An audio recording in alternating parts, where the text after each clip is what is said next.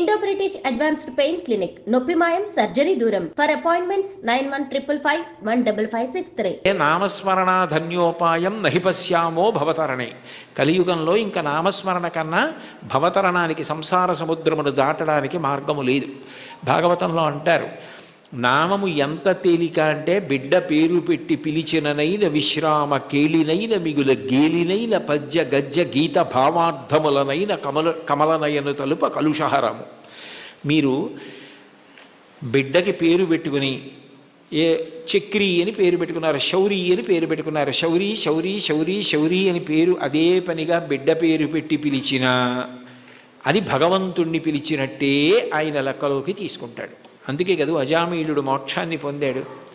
కాబట్టి బిడ్డ పేరు పెట్టి పిలిచిననైన విశ్రామ కేళినైన, ఆడుకుంటూ భగవంతుడి పేర్లు కొన్ని అవతల వాళ్ళు పెట్టుకుని యువతల వాళ్ళు పెట్టుకుని ఆడుకుంటూ పిలుచుకున్నా సరే భగవంతుడు దాన్ని తన నామం ఉచ్చరించడం కానీ స్వీకరిస్తాడు. విశ్రామ కేళినైన పద్య గద్య గీత భావార్థములనైన, ఓ పద్యం ద్వారానో గీతం ద్వారానో అర్థం ద్వారానో మీరు హరినామం, భగవన్నామం, శివనామం, ఏదో భగవన్నామాన్ని పట్టుకున్నారనుకోండి, ఆ నామము చాలు తరింపజేస్తుంది, అది మిమ్మల్ని గట్టెక్కించేస్తుంది. అందుకే అంతకన్నా గొప్పది లేదు, అంతకన్నా మీకున్న ప్రతిబంధకాల్ని తీసేసేది లేదు. ఏది ఈశ్వరుణ్ణి చేరడానికి అడ్డో దాన్ని ఆ నామం తీస్తుంది. అందుకంటారు పోతన గారు భాగవతంలో, బ్రహ్మహత్యానేక పాపాటవులకగ్నికీలలు హరినామ కీర్తనములు, మధుపాన కిల్బిష మదనాగ సమితికి కేసరుల్ హరినామ కీర్తనములు, తపనీయ శౌర్య తమసంబునకు సూర్యకిరణముల్ హరినామ కీర్తనములు, గురుతల్ప కల్మష క్రూర సర్పములకు గేకులు హరినామ కీర్తనములు, మహిత యోగోగ్ర నిత్య సమాధి విధుల అరలు, బ్రహ్మాదిసురులకు అందరాని భూరి నిర్వాణ సామ్రాజ్య భోగ భాగ్య ఖేళనంబులు హరినామ కీర్తనములు. భగవంతుణ్ణి నామాన్ని కీర్తిస్తే బ్రహ్మహత్యాపాతకం, బంగారం దొంగిలించడం, గురువుగారి భార్య పడుకున్న శయ్య మీద పడుకున్న మహాపాతకం, అట్లాగే మధుపానం, మద్యపానం చేసినటువంటి దోషం, ఇన్ని పాపములను హరినామము కాల్చేస్తోంది. కాల్చేసిన కారణము చేత నిత్యశుద్ధుడయ్యాడు. యజ్ఞం చెయ్యాలి, యాగం చేయాలి, పూజ చేయాలి, మంత్రం చేయాలి, జపం చేయాలి, ధ్యానం చేయాలంటే దానికి ఒక ప్రత్యేకమైనటువంటి స్థితి అవసరం. భగవన్నామం పలకడానికి ఏం అక్కర్లేదు. కూలిన చోట, కొట్టబడి కుందిన చోట, మహాజ్వరాదులను ప్రీలిన చోట, సర్పముఖ పీడలు పొందిన చోట, ఆర్తులై తూలిన చోట, విష్ణు భవదూరిని పేర్కొని రేని అక్కాలుని యాతనా వితతి పోనరు కానరు దుఃఖభావములు. కూలినప్పుడు, కింద పడ్డప్పుడు, పాము కనపడినప్పుడు, ఏదో తగిలి పడిపోయినప్పుడు, జ్వరం వచ్చినప్పుడు భగవన్నామం పలకడం అలవాటైనటువంటి వాడు భగవంతుణ్ణే పొందుతాడు. కలియుగంలో భగవన్నామం పలకడం కన్నా తేలికైన మార్గము వేరొకటి లేదు. నీకు హరినామ సంకీర్తనం కన్నా, ఆయన నామం పలకడం కన్నా ముక్తి పొందడానికి కానీ, ఇహమునందు సమస్త సౌఖ్యములను పొందడానికి కానీ వేరొక తేలికైన మార్గం ఉండదు. చూడండి, ఏదైనా ఇచ్చి చాలదా, ఇది సరిపోదా నీకు అంటారు. అంటే ఇంకింతకన్నా ఏం కావాలి? చాలదా? హరినామ సౌఖ్యామృతము, హరినామము అన్న సౌఖ్యామృతం అది. ఆ అమృతం, ఆ నామం పలికిన వాడు ఎవరున్నాడో ఇక వాడు సమస్తమును దాటిపోతాడు. అందుకే బ్రతికియున్నన్నాళ్ళు నీ భజన తప్పను కాని మరణకాలమునందు మరతునేమో, ఆ వేళ యమదూతల ఆగ్రహంబున వచ్చి ప్రాణముల్ పెకలించి పట్టునప్పుడు కప వాత పైత్యముల్ కప్పగా శ్రమచేత కంపముద్భవమంది కష్టపడుచు నారాయణాయంచుని నా జిహ్వతో నిన్ను పిలుతునో శ్రమచేత పిలువలేను, నాటికిపుడి నీ నామస్మరణ చేతు చివునిడవయ్య భూషణ వికాస శ్రీధర్మపుర నివాస దుష్ట సంహార నరసింహ దురిత దూర అంటారు. నామం పలికితే భగవంతుడు అంత ప్రీతి పొందుతాడు. కలియుగంలో నామం చెప్పడం ఇల్లు తుడుచుకోవడం లాంటిది. దుమ్ము పడ్డా పడకపోయినా 2 పూట్ల ఇల్లు ఎలా తుడుచుకుంటారో అట్లా రోజు కాసేపు భగవన్నామం చెప్పడం అలవాటైతే వాడు తరించడానికి అది మార్గం అవుతుంది. అందుకే కంచి కామకోటి పీఠాధిపత్యం వహించిన మహాపురుషులు, అపర శివావతారులు నడిచే దేవుడిని పేర్గాంచిన 68వ పీఠాధిపతులు శ్రీ శ్రీ శ్రీ చంద్రశేఖరేంద్ర సరస్వతి మహాస్వామి వారు పెద్ద పెద్ద సభలలో వేల జనం మేము డబ్బిస్తాం, పళ్ళిస్తాం, బట్టలు ఇస్తామంటే అవేమీ వద్దు, ఈ పేద సన్యాసి మీ నుంచి కోరుకున్నది మీరు ఇవ్వగలిగినది అడుగుతాడు, అందరూ ఇవ్వగలరు, ఇస్తారా అని అడిగేవారు.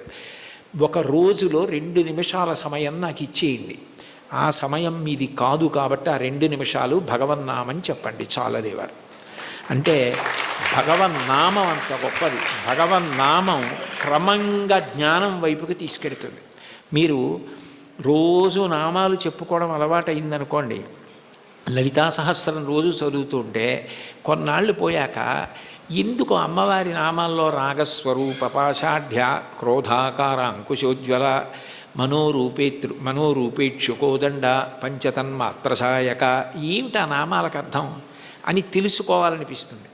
ఆ నామాలకు అర్థం తెలిస్తే తత్వం తెలుస్తుంది, తత్వం తెలిస్తే పరవశం కలుగుతుంది, పరవశం కలిగితే మీరు మిగిలినది మర్చిపోతారు. అక్కడ ఈశ్వరుని యొక్క అనుగ్రహం.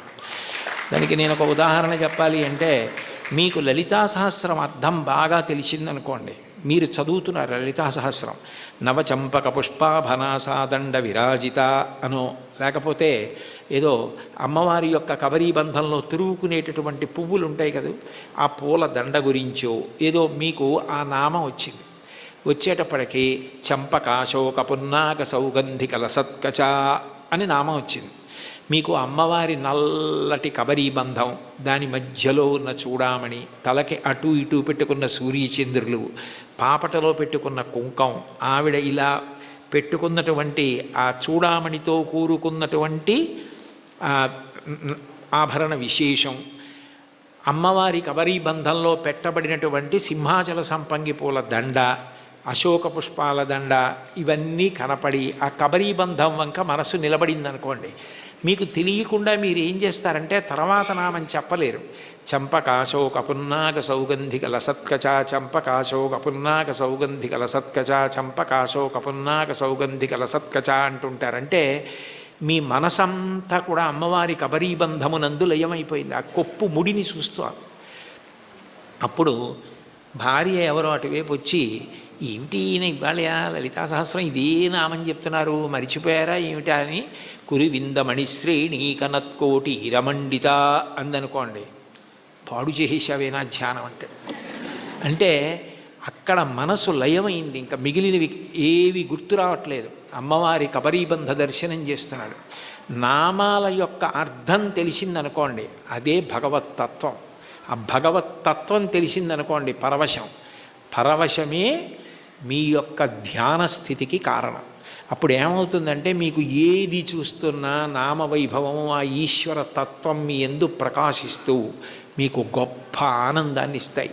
చాలదా హరినామ సౌఖ్యామృతము, అది మీకు ఏమి ఇవ్వలేదు కనుక మీకు ఏదైనా ఇస్తుంది. ఇది ఒకటి హరినామమింతైన చాలదా చెదరకి జన్మముల చెరలు విడిపింప.